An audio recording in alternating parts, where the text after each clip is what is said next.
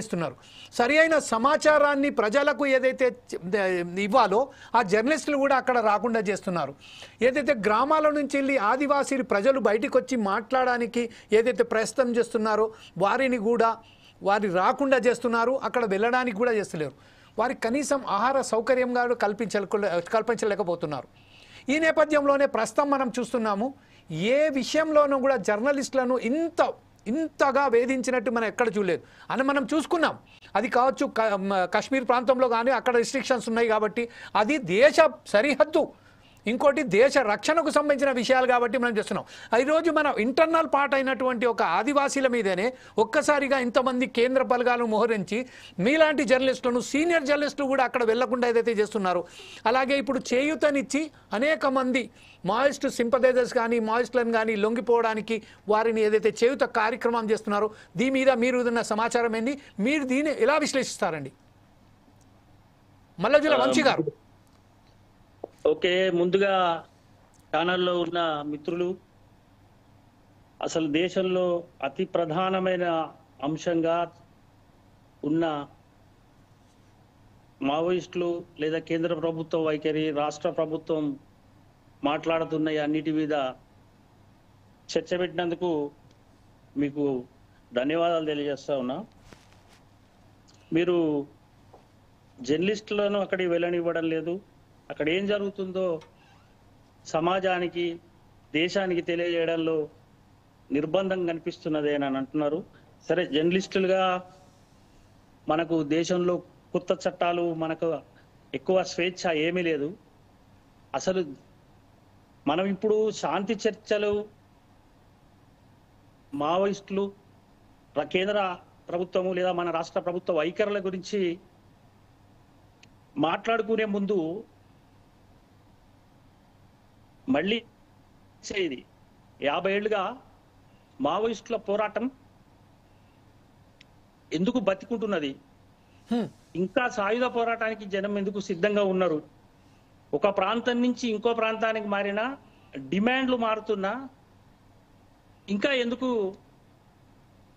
ఆ వాదం బతికుంటున్నది అనే అంశం మీద మాట్లాడుకోవాల్సిన అవసరం ఉన్నది. దురదృష్టం ఏంటంటే ఒక 6 మాసాలుగా అక్కడ రక్తపాతం జరుగుతున్నా,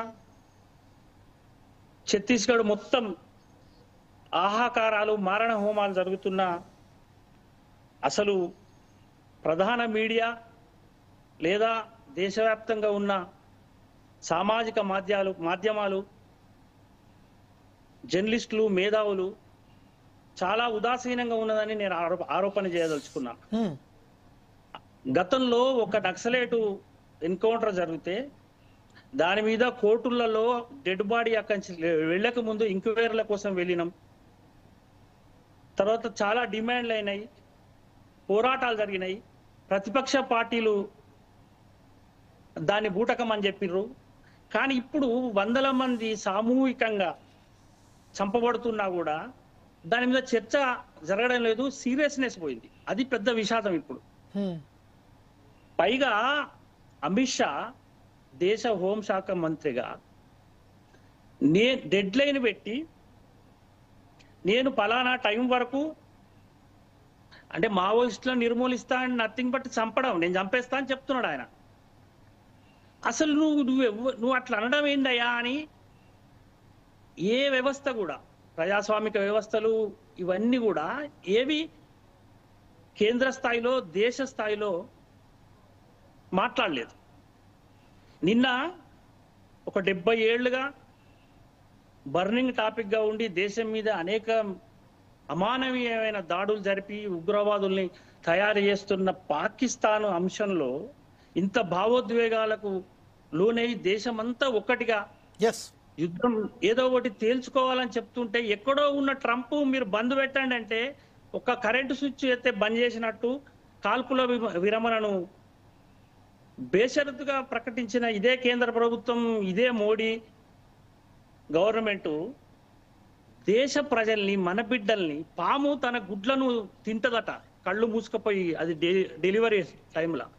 అట్లా ఉగ్రవాదుల పట్ల, పాకిస్తాన్ పట్ల ఉన్న ఉదాసీన వైఖరి మన దేశ బిడ్డల పట్ల, ప్రజల పట్ల కేంద్ర ప్రభుత్వానికి లేకపోవడం అనేది ఇప్పుడు మనకు స్పష్టంగా లైవ్లో పచ్చిగా కనిపిస్తున్న అంశం. దీన్ని మళ్ళీ మనం ఇప్పుడు నక్సలైట్లు మేము శాంతి చర్చలకు సిద్ధం, లేదా కాల్పుల విరమణ ప్రకటించినామని చెప్తే వాళ్ళు శాంతి కాముకులు, ఈ చర్చల తర్వాత మళ్ళా సాయుధ పోరాటాన్ని వదిలిపెడతారని ఎవరైనా అనుకుంటామా మనము? అది వాళ్ళ పోరాటంలో, ఎత్తుగడలో, ఆత్మరక్షణలో భాగంగా వాళ్ళు ప్రకటిస్తున్నారు. దాన్ని ఎప్పుడైనా సమర్థిస్తాం, ఇప్పుడు కూడా సమర్థిస్తున్నాం. అసలు మూలమేంది? ఇప్పుడు ఛత్తీస్గఢ్ కేంద్రంగా మావోయిస్టులు, ఛత్తీస్గఢ్లోనే మావోయిస్టులు ఆత్మరక్షణ కోసం, తలదాచుకోవడం కోసం, భౌతిక పరిస్థితుల కోసం అక్కడ ఉండడనే విషయాన్ని మాత్రమే మనం మాట్లాడుకుంటే సరిపోదు. అక్కడ సమస్య ఉన్నది. ఇప్పుడు ఈ మన ఉమ్మడి ఆంధ్రప్రదేశ్లో అప్పుడు కానీ, తెలంగాణలో కానీ భూపోరాటాలు, అణిచివేతలు ఉన్నప్పుడు నక్సలైట్లను వాళ్ళని ప్రజలు ఆదరించారు, ప్రజలు భాగస్వాములు అయ్యారు దాంట్లో. ఇవాళ ఛత్తీస్గఢ్ ఆదివాసీ ప్రాంతాలలో ప్రజలు నక్సలైట్ ఉద్యమాలలో భాగస్వాములు అవుతున్నారంటే దానికి వాళ్ళకేమి పని లేకనా, లేకపోతుంటే సాయుధ పోరాటం అంటే క్రేజీయా అదేమన్నా?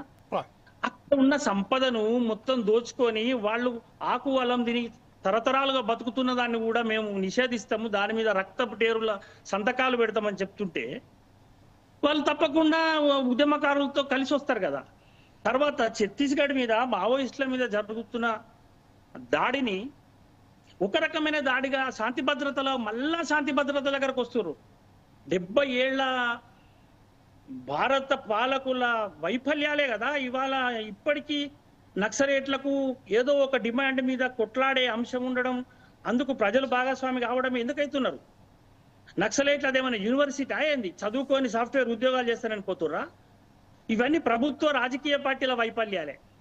ఇంకా అంటే మనకు సమయం లేదు, దీని మీద అరగంట గంట మాట్లాడితే అయ్యే పని కాదు. కానీ ఇవాళ ఈ పీస్ కమిటీలు పోయి డిమాండ్లు చేసి రాజకీయ పార్టీల ముందు ఈ అంశం గురించి మాట్లాడితే వాళ్ళు చాలా ఉదాసీనంగా ఉండి ఇప్పుడు స్పందిస్తున్నారు. మేము దీన్ని ఖండిస్తున్నాం అంటే వాళ్ళు ఒక ప్రతిపక్ష పార్టీగా చేస్తున్న తప్ప నక్సలైట్ ఉద్యమాల పట్ల, మావోయిస్ట్ ఉద్యమాల పట్ల, లేదా దేశంలో జరుగుతున్న రకరకాల అణిచివేతలకు వ్యతిరేకంగా జరుగుతున్న వేరే ఉద్యమాల పట్ల కూడా రాజకీయ పార్టీలకు ఒక శాశ్వతమైన వైఖరి కాంగ్రెస్కో, బీజేపీకో, బీఆర్ఎస్కో, ఇంకే పార్టీకైనా ఎవరికైనా ఉందా? ఇప్పుడు శాంతి చర్చలు కొత్తగా జరుగుతున్నాయా? నక్సలైట్లతో ప్రభుత్వాలు మాట్లాడడం కొత్తగా ఉందా?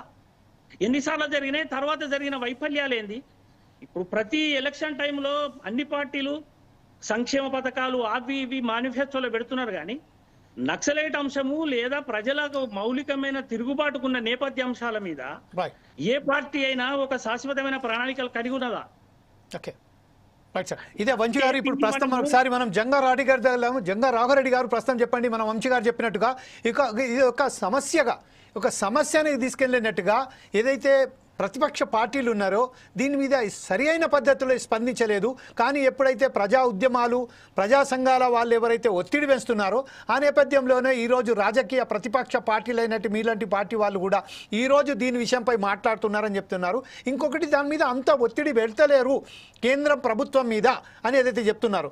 ఇంకొక విషయం చాలా మిత్రుడు చాలా చెప్పారు, ఇది ఇప్పటి నుంచి వచ్చిన సమస్య కాదు అనేది. ఎన్ని రాష్ట్రాలు మారినా, ఎన్ని ప్రభుత్వాలు మారినా కూడా ఆ ప్రభుత్వాలలో సమస్య ఎప్పుడప్పుడు అట్లనే ఉంటుంది. కాబట్టి ఈరోజు మరొకసారి ఆ సమస్య లేవనెత్తడానికే